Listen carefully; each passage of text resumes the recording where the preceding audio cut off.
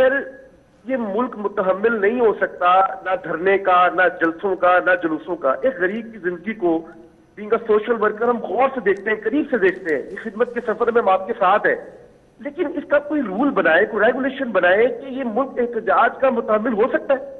اس پہ ایک پالیسی بنے کہ پی ڈی ایم میں اعلان کر دیا کہ جی ہم بجٹ کو منظور نہیں ہونے دیں گے. ایک غریب آدمی بہت پریشان ہے اور ہم اس پہ آپ کے ساتھ ہیں اس خدمت کے سفر میں، لیکن اس پہ ایک پالیسی بننی چاہیے جو آنے والے دنوں میں انشاءاللہ پاکستان کو مزید روشن کرے. ہمارے یہ جو 1988 کے بعد جو پولیٹیکل لیڈرز آئے، انہوں نے کیا کیا کہ انہوں نے بجائے اداروں کو مضبوط کرنے کے انہوں نے بھی کمزور کر دیے. اور پھر کیونکہ انہوں نے پیسہ بنا لیا، اب ان کا سارا مقصد یہ ہے کہ جو پیسہ بنا کے باہر لے کے گئے ہوئے ہیں، اس پیسے کو بچانا کیسے. پہلے انہوں نے نقصان پہنچایا پیسہ بنا کے، اب یہ نقصان پہنچا رہے ہیں اس پیسے کو بچانے کے لیے. میں صرف ایک آپ کو چیز دکھانا چاہتا ہوں. انہوں نے جو ہمیں قرضہ دے کے گئے تھے، جس کی جو بوجھ ہمارے اوپر پڑا ہوا ہے، یہ بڑا ضروری ہے آپ کو دیکھنا. یہ ذرا ایک غور سے دیکھ لیں. یہ 2016 سے پاکستان کا قرضہ دیکھیں کہ جو بیرونی ملک ہمارا قرضہ ہے، یہ جو ڈالرز ہم باہر سے جو اصل وزن پڑا ہوا ہے، جس کی وجہ سے آئی ایم ایف کے پاس جانا پڑتا ہے، یہ شروع ہوا ہے 2016 سے. یہ قرضہ جانا شروع ہوا ہے. یہ جب ہم آئے 2018-19 میں، یہ کیونکہ قرضہ لینا پڑتا تھا قسطیں دے رہے، آج یہ یہاں پہنچ گیا. یہ ذرا دیکھیں کہ یہ آج سب سے کم قرضہ لیا ہے ہم نے کتنے سالوں کے بعد. یہ ذرا دیکھ لیں.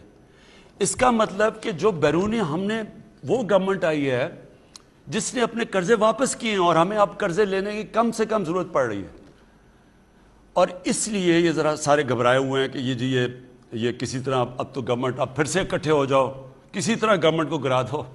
لیکن یہ بہرحال کامیاب نہیں ہوگا. میں چاہوں گا کہ حماد آپ پلیز صرف تاکہ لوگوں کو سمجھ آ جائے کہ یہ جو گروتھ ریٹ آئی ہے تقریباً 4%، یہ کس کے اوپر بیس کی گئی ہے. تو حماد پلیز بتائیں. شکریہ وزیر اعظم صاحب.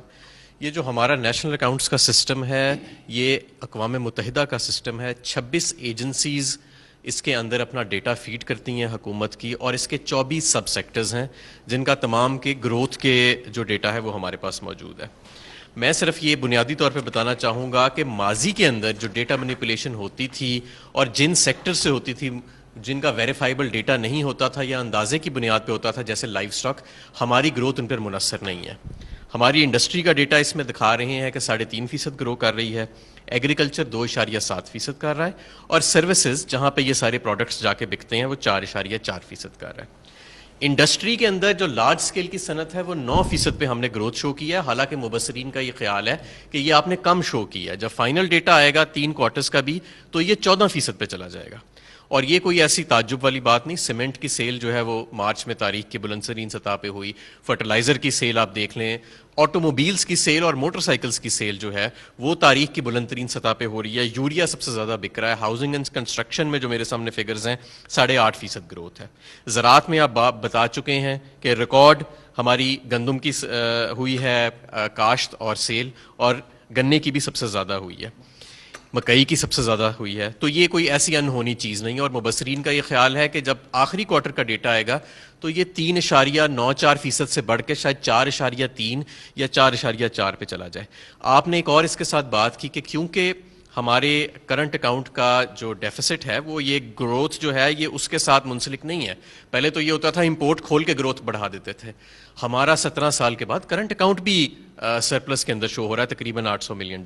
اور ابھی آپ نے جو سب سے زیادہ جو زبردست چیز دکھائی وہ یہ کہ جو بیرونی قرضے بڑھنے کی رفتار ہے، جب ہم آئے تھے تو $11 ارب سالانہ اس کے اندر انکریز آ رہا تھا، اور اب آپ نے گراف میں دکھایا کہ اس سال وہ صرف $3.5 ارب کے قریب ہوئے گا. جو کیونکہ ہمارے خسارے کم ہو رہے ہیں تو ہمیں بیرونی قرضہ بھی اس کو فائنینس کرنے کے لیے کم لینا پڑ رہا ہے. تو یہ صرف ہماری یہ نہیں کہ ہماری گروتھ بڑھ رہی ہے، اس کی جو کوالٹی ہے، یعنی کہ یہ وہ گروتھ ہے جو خساروں کے سر پہ نہیں ہے، جو قرضوں کے سر پہ نہیں ہے، اور جو امپورٹس کے سر پہ نہیں ہو رہی. تو یہ سب سے زیادہ ریمارکیبل چیز ہے. میں اس ایک اور آپ سب کو ایک اور چیز دکھا دوں. یہ کرنٹ اکاؤنٹ، یہ ذرا فگر دیکھ لیں گے. یہ شروع ہوا 2011 کے اندر کرنٹ اکاؤنٹ یعنی سرپلس پہ تھا، یعنی ہمارا خسارہ نہیں تھا. یہ 2011 ہے. اس کے بعد یہ دیکھیں کہ یہ بڑھتا گیا، اور جب ہمیں گورنمنٹ ملی ہے 2018 میں، یہ دیکھیں یہ سب سے بڑا 18.2% ہمارا کرنٹ اکاؤنٹ ڈیفیسٹ تھا, خسارہ تھا. اب یہ دیکھیں کہ یہ 2011 کے بعد یہ پہلی دفعہ یہ سرپلس میں گیا, یہ آپ دیکھ رہے ہیں یہ. تو اس کا مطلب کہ جو حماد نے سب سے بڑی بات کی کہ دیکھیں گروتھ تو تب بھی ہوتی ہے, آپ جیل بنانے شروع ہو جائیں سارے ملک میں تو گروتھ اوپر چلی جائے گی. کوالٹی آف گروتھ ہوتی ہے. آپ امپورٹ کرتے رہیں چیزیں, $60 ارب کی امپورٹ کر کے گروتھ اوپر کر دیں, وہ تو ملک کرائسس میں چلا جائے گا. یہ جو آپ دیکھ رہے ہیں کہ کرنٹ اکاؤنٹ خسارے میں چلا جائے گا, روپیہ گرنا شروع ہو جائے گا. لہٰذا یہ جو گروتھ ہے, یہ گروتھ یہی نہیں کہ یہ انشاءاللہ 4% سے اوپر جائے گی, 4.5% ہمارا اندازہ جائے گی, لیکن یہ وہ گروتھ ہے جو ملک کو فائدہ پہنچائے گی. یعنی یہ آگے جا کے کرائسس پہ نہیں لے جائے گا.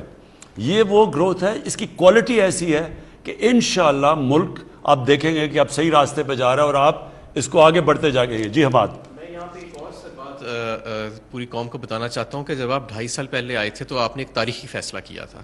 پاکستان بیورو آف اسٹیٹسٹکس جہاں پہ یہ اکاؤنٹس کمپائل ہوتے ہیں, آپ کے حکم کے مطابق ان کو وزارت خزانہ سے نکال کے ان کو دوسری وزارت پلاننگ میں ڈال دیا گیا تھا تاکہ وزارت خزانہ کسی طریقے سے اس پہ اثر انداز نہ ہو سکے. جس طرح آپ نے کرکٹ میں نیوٹرل امپائرز کی ابتدا کی تھی, اسی طرح آپ نے پاکستان میں بنیاد رکھی انڈیپینڈنٹ اسٹیٹسٹکس کی.